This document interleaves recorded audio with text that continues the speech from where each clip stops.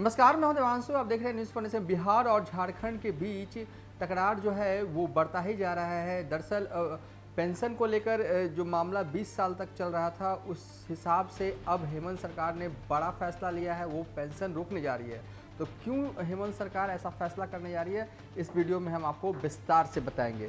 दरअसल बिहार और झारखंड में टकरार बढ़ता जा रहा है। बंटवारे के बाद से पेंशन में हिस्सेदारी को लेकर मामला जो है वो पूरी तरीके से फंस चुका है। 20 सालों तक तय हुई देनदारी के बाद अब झारखंड ने पेंशन रोकने का फैसला किया है। पेंशन विवाद को सुलझाना अब आसान जो है वो बिल्कुल भी नहीं दिख रहा है। बिहार से अलग हुए झारखंड के सामने 22 सालों के बाद भी पेंशन की देनदारी से संबंधित मसला लटका हुआ है। सरकार सुप्रीम कोर्ट भी गई, लेकिन फैसला अभी तक नहीं हो सका है। राज्य सरकार शुरू से मांग कर रही है कि उत्तराखंड और छत्तीसगढ़ की तरह झारखंड को भी पेंशन देनदारी में जनसंख्या के हिसाब से बंटवारा हो, जबकि शुरू से ही कर्मियों के हिसाब से पेंशन की देनदारी तय की गई थी, जिससे झारखंड को ज़रूरत से अधिक भुगतान करना पड़ रहा था। दरअसल अलग राज्य बनने के वक्त से ही देनदारी का भी बंटवारा हो गया था। यह तय हुआ था कि जो कर्मचारी जहां से रिटायर करेगा, वहां की सरकार पेंशन में अपनी हिस्सेदारी देगी। जो पहले सेवानिवृत्त हो चुके हैं, उनके लिए यह तय किया गया, दोनों राज्य कर्मी की संख्या के हिसाब से अपनी अपनी हिस्सेदारी जो है वो देंगे।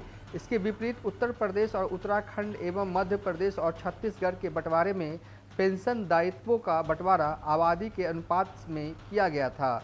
झारखंड ने भी यही मांग रखी थी, जिसे ठुकरा दिया गया, जिसके बाद से मामला सुप्रीम कोर्ट में चल रहा है। इस बीच जनसंख्या के आधार पर पेंशन दायित्वों के बंटवारे के लिए एक बार फिर केंद्रीय अधिकारियों से बात करने प्रदेश के वित्त सचिव गए हुए हैं। इसके पीछे एक अहम कारण यह भी है, पेंशन दायित्वों के लिए बंटवारे के बाद से ही 20 वर्षों तक का ही मानक तय किया गया था। केंद्र सरकार मानकर चल रही थी कि 60 की उम्र में सेवानिवृत्त करने वालों में से अधिकांश कर्मी 80 की उम्र पाते पाते अपना जीवन जी चुके होंगे। इसके बाद से पेंशन लेने वालों की संख्या मामूली रह जाएगी। ऐसे लोगों के लिए सेवानिवृत्ति की जगह से ही सेवा मिलने की बात कही गई थी। इन तमाम मुद्दों को लेकर वित्त सचिव ने केंद्र मंत्रालय के अधिकारियों से सोमवार को बात की।